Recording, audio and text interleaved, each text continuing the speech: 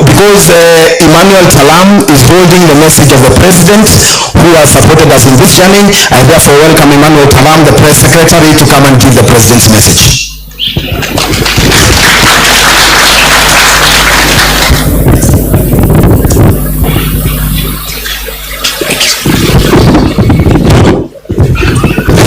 Thank you so much, Dennis. Because of my respect and love for Rita Tinina, mimi sitaongea mambo ya mbolea. Because I have lost a father myself. Probably all of us here tumepoteza mzazi, rafiki, ndugu ama rafiki. Let me tell you, good people, I'm not saying that to cover for the government or to cover for the president, but I'm talking out of experience. Tukuwe na heshima kidogo. Huyu malkia hajui mbolea, hajui punda, hajui Ruto, hajui Wambua, na hajui Walekina. She wants to be comforted. Mimi naitwa Emmanuel Talam. I am the press secretary in State House. Na mimi ni rafiki wa huyu mrembo dada Rita Tinina. Nimekuja kwa niaba yangu kama rafiki, kwa niaba ya wafanyakazi wote wa State House, miongoni mwao wale Dennis amewataja, na pia wale wafanyakazi wengine wakiongozwa na mfanyakazi mkubwa wa serikali ambaye ni rais wa taifa la Kenya, Mheshimiwa William Ruto, ambaye amenituma na risala za rambirambi zake na za familia yake. Tunaomba familia, ndugu na marafiki wa dada wetu Rita, just as Linus Kekari was saying, to allow us to celebrate this gracious lady. It is painful, but please allow us to celebrate Rita Tinina.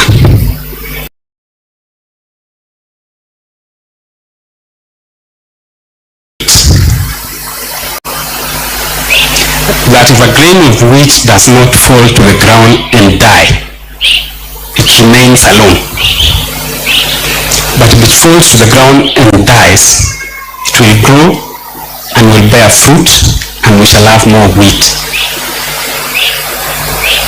When I received the 411 about the death of Rita, I asked myself the same obvious question that all of us asked. Why Rita? Why? But then, as Rita's good friend Carol Kinuthia here would say, in everything you give thanks to the Lord. Wakati wale wa Kristo wa zamani walikuwa nasumbuka na maneno kama haya, they had so many problems just like us. And Paul wrote the letter to them, kuambia kila wakati muombe, mshukuru Mungu na mseme asante. We have come to tell the Lord, thank you for the life of Rita Tinina. Tutajiuliza maswali mingi, why Rita? Why now? Why when she has a small baby? I can tell you, we will never get the answers. And because we cannot get the answers, tumshukuru Mungu kwamba alitupatia Rita kwa hizo miaka 44. Rita is simply a special person. As my boss and mentor Linus was saying, he's also been watching out for somebody to say something negative about Rita Tinina. I have been doing the same. I have gone through all the tributes, the things that have been said by friends and colleagues of Rita. For Rita's friends and family, let me confirm what they have said about Rita is true. If you are not Rita's friend, then you are not a good person. There is a problem with you. That is simply Rita. if Rita is not your friend, you have a problem. There is a problem with you. It is difficult not to be Rita's friend. I worked with Rita in KTN. She's an amazing person. She's the most humble reporter I've worked with. For the young news producers, Ken, Zubeida, Janet, and even the senior news producers, you will agree with me that the most difficult bulletin to produce is the 1 o'clock bulletin. It looks very useless. It's the most difficult bulletin to produce. It has some pressure. You don't know where it comes from. You have 20 minutes to 1 o'clock and you have only one story. You don't know what to put on air at 1 o'clock. Rita was that reporter that you would tell her, get me 3 stories for 1 o'clock. She would get you package stories for 1 o'clock. Unajua these senior reporters wako na kiburi mingi sana. You tell them to do a story for 1 o'clock, wanasema hapana, after intern. I'm too busy, I'm working on 9 p.m. Rita would never say that. Rita would never say a story is small.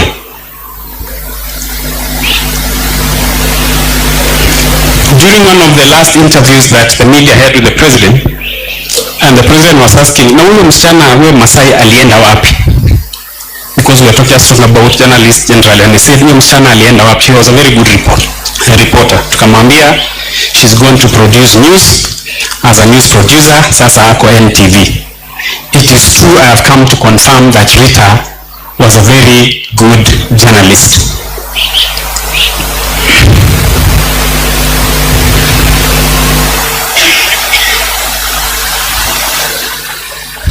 Okay. I want to say just 2 things about Rita Tinina. Rita Tinina was a true professional journalist. Wakati tulikuwa tumeshikwa na wazimu wa siasa in 2005, 2006, 2007, and my mentors Joageo and Linus would confirm, when we had lost our senses as politicians and even as journalists, and we were all competing on who's going to ban this country. I personally, I had been attached to cover the ODM wing of the politicians that time. So when Kibaki won the election, or when according to ODM Kibaki stole the election, I took a lot of time to call Mwai Kibaki president. I had been consumed by the madness of the moment. So I called him PA News Mwai Kibaki. Linus Kaikai called me and told me, Emmanuel, you are a journalist. Mwai Kibaki is president. The measure of good journalism is not in color, it is not in grammar, it is in your ability to hide or to conceal your personal opinions in a story that you are doing. That is what Rita Tinina was able to do without instructions, without guidance. While most of us journalists, we've been branded either because of the names, because of our associations, you will all agree with me, including the politicians here, that it was very difficult to say Rita Tinina belongs to this political camp or to the other political camp. She was simply a journalist. Rita Tinina was simply a journalist. I wish Eric Latif was here. I don't know who, because I have to make some confession before burying Rita. And my good friend Robert, and my brother, take no offense. When Rita came to KIMC, because we joined KIMC the same time, same day, same class, I thought she was going to be my wife.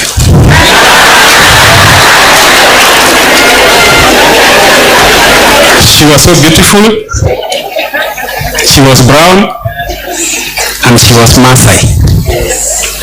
So I thought I had found a wife. But one day, aliona nimekuja sana, akaniambia, young man, wacha haraka, you will get another wife. Tusome kwanza.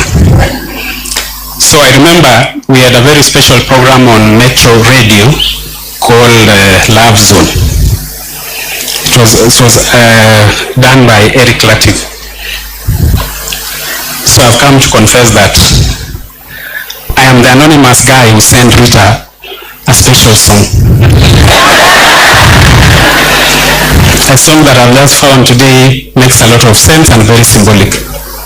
From a distance. From a distance, Rita has gone to rest. She has gone to be with the Lord.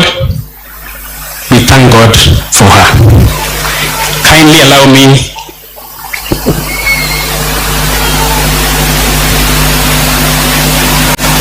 nimeambiwa kulingana na itifaki, because we have some leaders who've come also to eulogize with us, we reserve the president's speech. It's a very simple thing which, why can't I just finish? There's no problem. Nobody will take offense. The system will not take offense. Don't worry. The system will not take offense.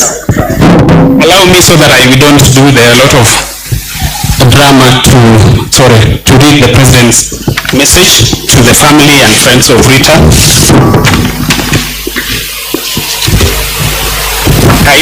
Haina mambo ya mbolea, so nobody should be worried that the president is going to respond to anybody. Condolence message to the family and friends of the late Rita Tinina. Rita Tinina was an excellent journalist. Rarely do we get to excellence in any profession, but Rita did. She was fantastic. To her, journalism was not just a job or a career. She did her homework. She executed her assignments with passion and commitment. She added depth to her stories. You could simply tell this from her reporting on TV. She will be remembered for telling stories that mattered, stories that lived beyond individuals, real stories about the impact of policy on people, stories of triumph and loss. She was a master narrator, a storyteller par excellence.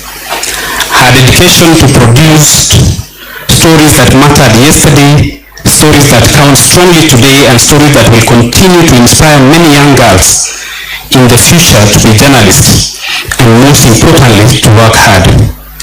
My condolences to the family who shared our greatness, and may God grant you the strength to bear the loss.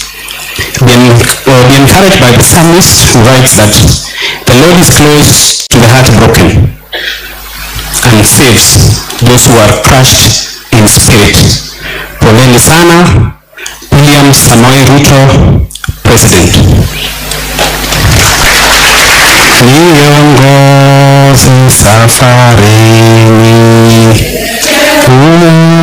unichukue mlangoni mwa mbinguni. Solina Skaikai na Joageo. You know, you become too corporate. Ndio niongee mazuri tulipe ile deni mnatudai. Take the two boys, moja NTV, moja Citizen. Asanteni sana na Mungu awabariki. Asante. Hizi storytellers wamechukua muda sana.